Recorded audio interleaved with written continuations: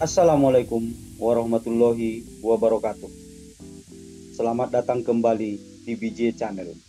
Channel yang membahas, mengulik tentang info-info sejarah menarik dan cerita-cerita unik di dunia ini sesuai dengan faktanya. Subscribe bagi baru yang bergabung dan nyalakan loncengnya sekarang.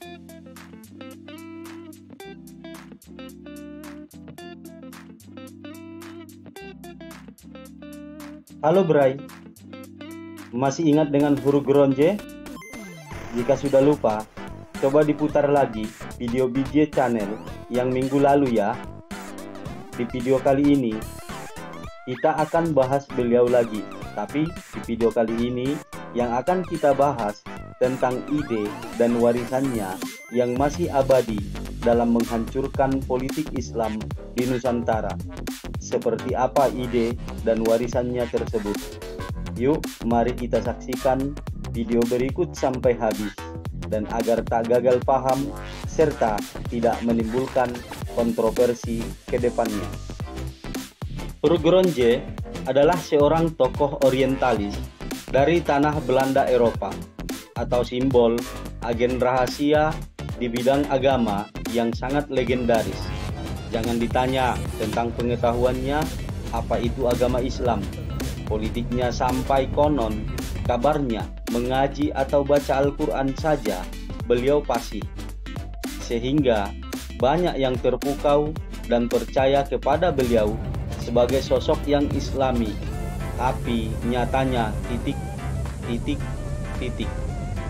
Silahkan diisi di kolom komentar ya Bray. Sebelum memulai pembahasan, Mimin mengingatkan, video ini adalah bertujuan untuk edukasi, bukan provokatif. Ingat, cuma edukatif, bukan provokatif.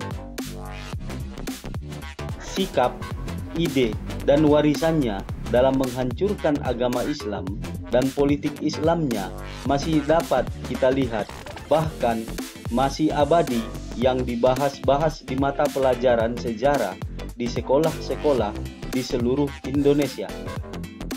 Seperti tentang sejarah masuknya Islam di Indonesia.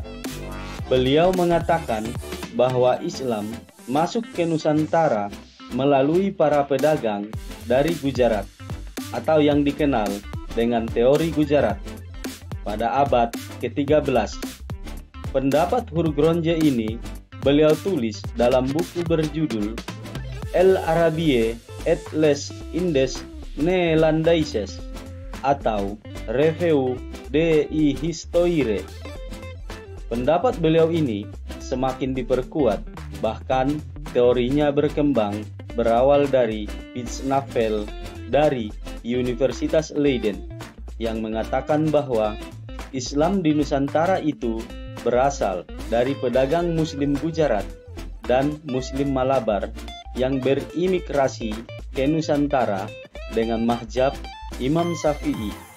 Pendapat Gronje ini semakin kuat setelah Mokwete juga mengatakan Islam di Nusantara dibawa oleh para pedagang Gujarat Muslim.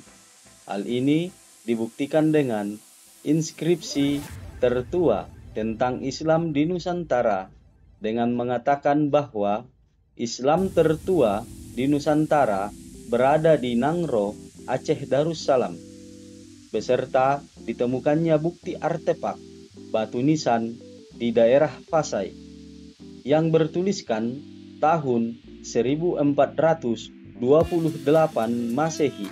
Hal ini semakin diyakini sebab artefak batu nisan di Nangro Aceh Darussalam sama dengan artefak batu nisan makam Maulana Malik Ibrahim dengan bergaya serta bercorak cambai Gujarat, India.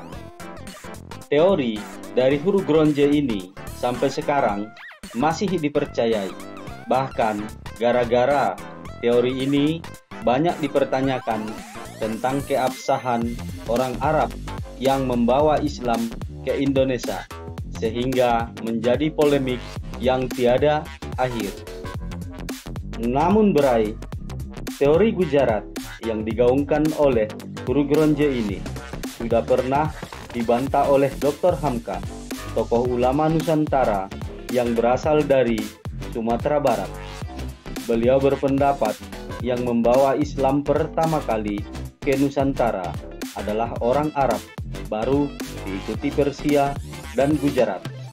Hal ini beliau sampaikan dalam pidatonya pada hari Dis Natalis PT AIN yang ke-8 di Yogyakarta.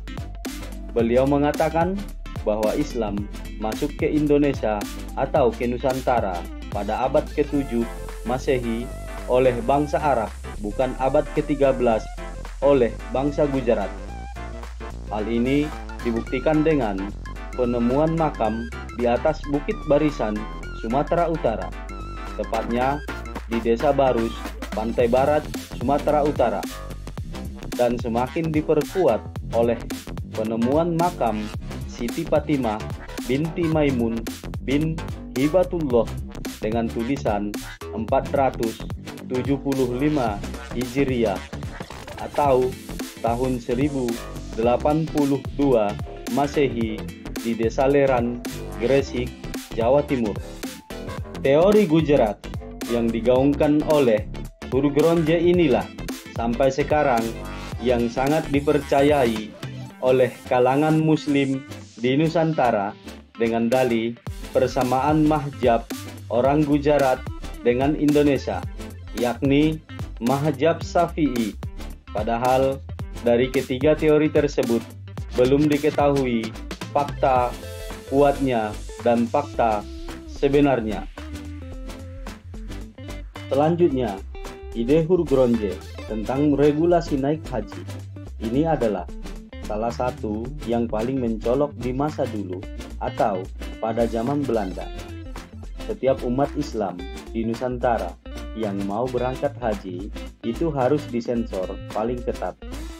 Sebab jangan sampai sembarangan umat Islam di Nusantara berangkat haji. Sebab yang ditakuti jika diberikan keran berangkat haji tanpa regulasi dan sensor paling ketat, kelak mereka bisa saja menimba ilmu pengetahuan tentang politik dan sebagainya. Padahal dari Nusantara tujuan utamanya hanya untuk naik haji ke Tanah Suci. Sebab yang dikhawatirkan pemerintah Belanda apabila sudah kembali ke Nusantara nantinya malah membuat gerakan revolusioner melawan bangsa Belanda. Hal ini sangat berhasil. Guru Gronje juga meninggalkan ide dan warisan yang sangat kontroversial sampai sekarang ini, yakni memisahkan agama Islam serta politik Islam dari kehidupan bernegara. Islam hanya sebagai ajaran agama saja dan politik Islam tidak boleh dibawa ke dunia politik bernegara. Sehingga keluarlah kata-kata mutiara dari Guru Gronje di tahun 1800 ke pemerintah Belanda. Jikalau sekedar ibadah, ajaran agama Islam tak jadi soal, tapi jika dibawa ke dunia politik negara, wajib diberangus tanpa belas kasih. Perlu kita ketahui, dengan keberhasilan ide dari Guru Gronje ini, Belanda bisa menjinakkan perlawanan umat Muslim Aceh yang pada buntutnya pemerintah Belanda mendirikan rumah sakit jiwa untuk pertama di Aceh dengan tujuan menangkap orang Aceh yang melakukan perlawanan terhadap pemerintah Belanda dengan dalih yang melawan kebijakan pemerintah Belanda adalah orang gila yang butuh psikiater dan perawat untuk diobati atau dirawat.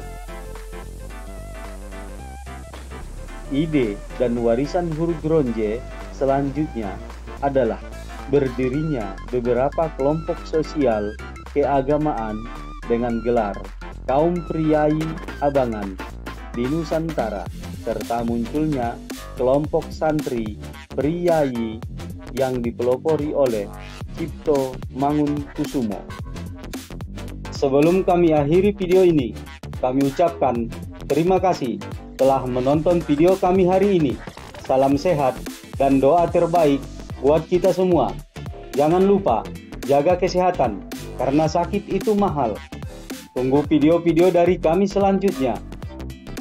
Jangan lupa like, komen, share, serta subscribe agar kami lebih semangat lagi dalam membuat video-video yang lebih menarik dan menambah wawasan kita bersama. Pantangin terus BGA Channel. Sampai ketemu di video selanjutnya.